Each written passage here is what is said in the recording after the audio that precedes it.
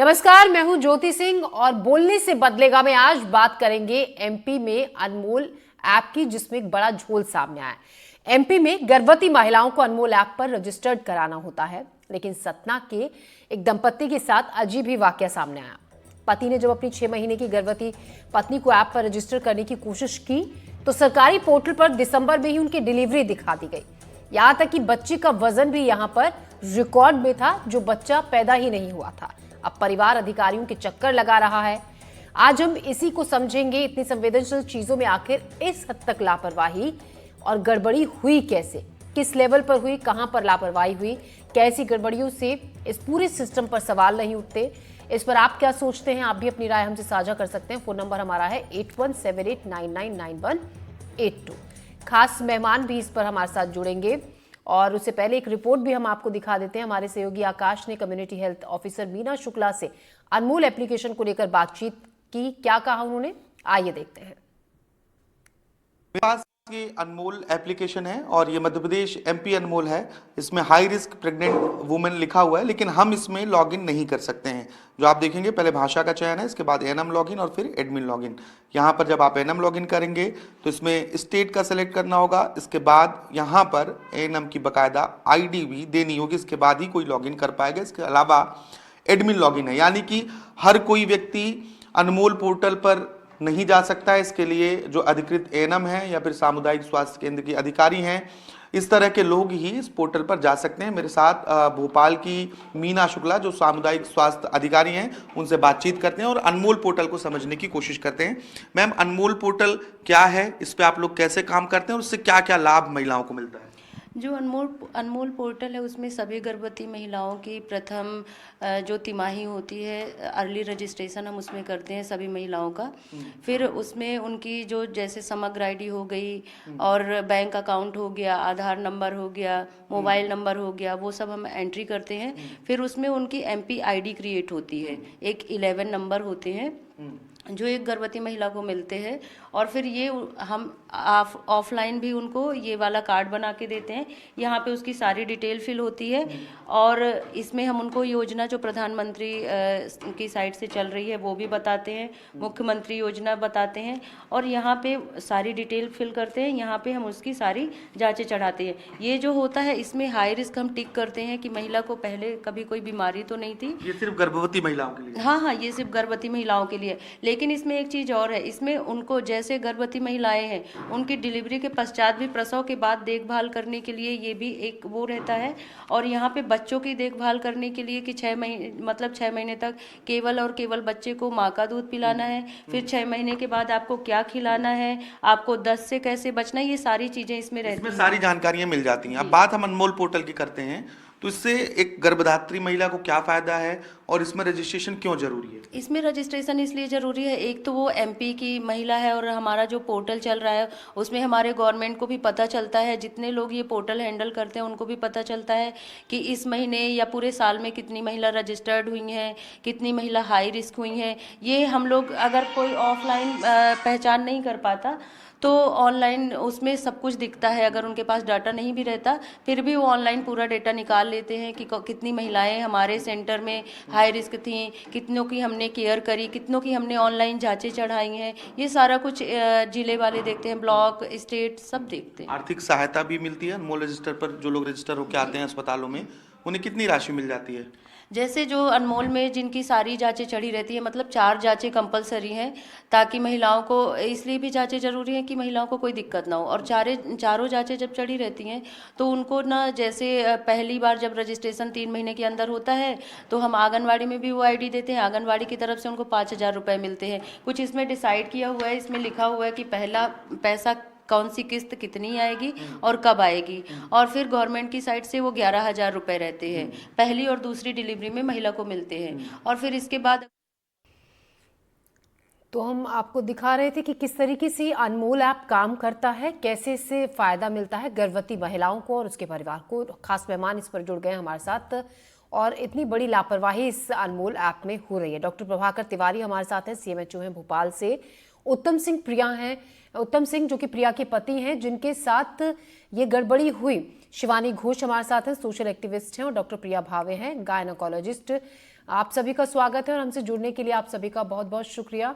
उत्तम जी, मैं पहले सबसे पहला सवाल आप ही से पूछूंगी, किस तरीके से आपको इस गड़बड़ी का पता चला? आप कहां पर गए अपनी पत्नी का नाम दर्ज कराने के लिए, फिर क्या जवाब आपको वहां से मिला?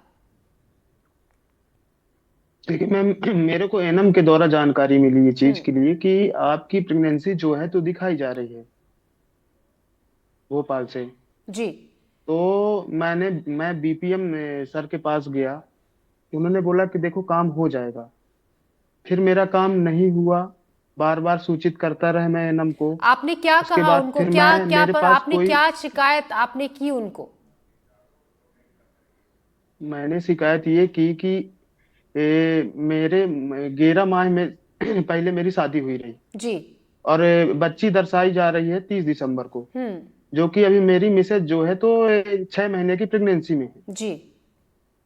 तो मेरे तो पहले तो कुछ समझ में नहीं आया कि मैं क्या करूं। और लोगों का मतलब लोगों की सोच ऐसे ऐसे बोला गया मेरे को कि बताओ कैसे हो गया, ये सब हो गया। तो फिर ये मैं एनएम के जरिए बीपीएम सर के पास गया। जी। उन्होंने बोला चलिए ठीक हो गया, मैं आपका काम करवा दूंगा। हम्म। फिर 2 4 4 दिन 5 दिन हो गए, हफ्ता हो गया, कोई काम नहीं हुआ। इसके लिए फिर मेरे को ये पत्रकार महोदय जी से फिर मिलना पड़ा और ये सब जानकारी उनको दी। तो उन्होंने बोला चलो मैं अपने स्तर से देखता हूँ ये सब चीजें। जी। तो उत्तम जी, आप बता रहे हैं कि जो परेशानी हुई उसके बाद आप इसको जब सुधार करवाने के लिए पहुंचे संबंधित अधिकारी दफ्तर में, वहां पर आपकी सुनवाई कोई नहीं हुई अभी तक, आप ये कह रहे हैं? ठीक है। नहीं कोई जी सुनवाई नहीं। हाँ, हमारे साथ डॉक्टर प्रभाकर तिवारी भी हैं, सीएमएचओ हैं भोपाल से। डॉक्टर प्रभाकर, सबसे पहले तो इतनी बड़ी लापरवाही और इतनी संवेदनशील जगह पर आखिर हुई कैसे, गड़बड़ी हुई कैसे?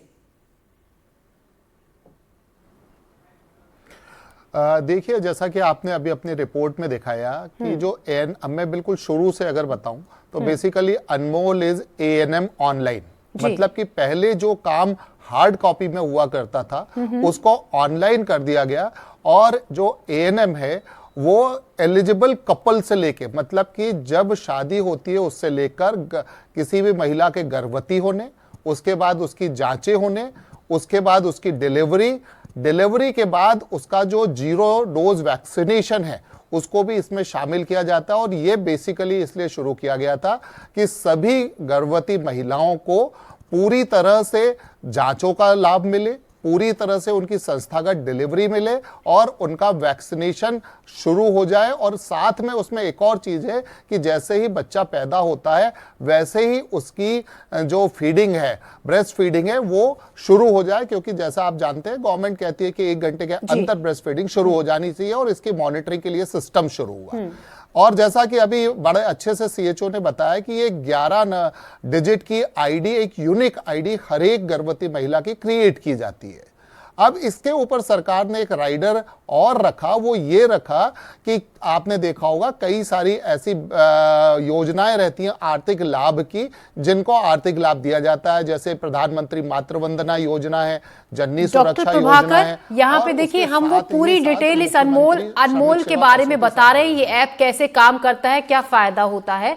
हम ये आपसे जानना चाहते हैं कि यहाँ पर लापरवाही कैसे हुई, क्योंकि सवाल ये भी उठता है डॉक्टर प्रभाकर की जो एएनएम कार्यकर्ता है जिन पर जिम्मेदारी होती है इस ऐप में गर्भवती महिलाओं की जानकारी डालने की, उनको प्रॉपर ट्रेनिंग नहीं दी गई, उनको अच्छे से ये नहीं सिखाया गया कि किस तरीके से कहां पर क्या फीड करना है। ऐसी भी बहुत सी शिकायतें हैं।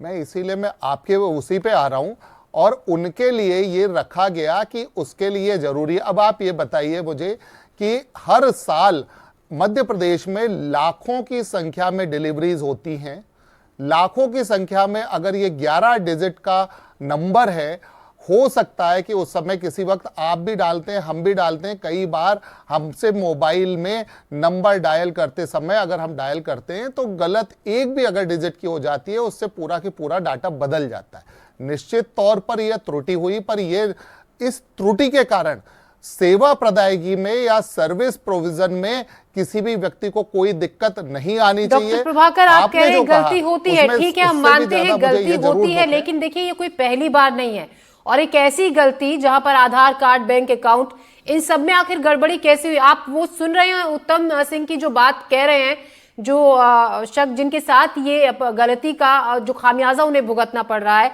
लोगों की बातें उन्हें सुननी पड़ रही है तरह तरीके की। हमारे साथ शिवानी घोष भी है, सोशल एक्टिविस्ट हैं। शिवानी, इससे पहले भी इस तरीके के कई मामले सामने आए हैं जहां पर एएनएम कार्यकर्ताओं की तरफ से ऐसी गड़बड़ी हुई और गर्भवती महिलाओं को लाभ नहीं मिल पाया। किस तरीके से अब आगे अपनी परेशानी को वो ले जा सकती हैं, कहां पर जाकर इस समस्या का समाधान हो सकता है? थैंक यू ज्योति जी इस सवाल के लिए।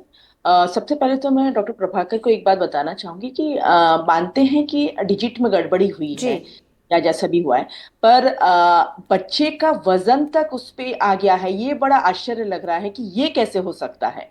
डिजिट में गड़बड़ी हुई है, एंट्री में गड़बड़ हो सकती है, पर बच्चे का वजन तक वहां पे पोर्टल में दिखा रहे हैं, ये गड़बड़ी कैसे हो सकती है।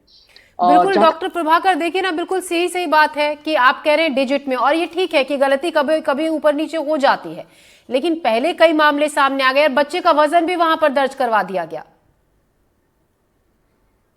जी देखिए, मैं इसको अभी आपको रिस्पॉन्ड करना चाहूंगा। ये जिस महिला की आप बात कर रहे हैं उसका मुझे यूनिक आईडी मेरे पास आ गया, दैट इज 202491968284।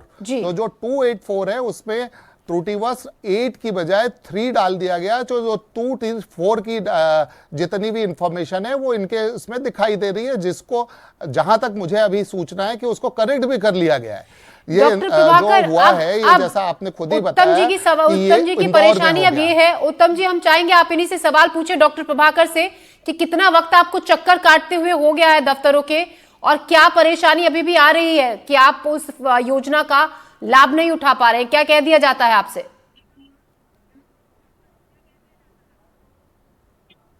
देखिए मैम, 1 हफ्ते से ऊपर मैं दफ्तर में चक्कर काटते हुए मेरे को हो रहा है।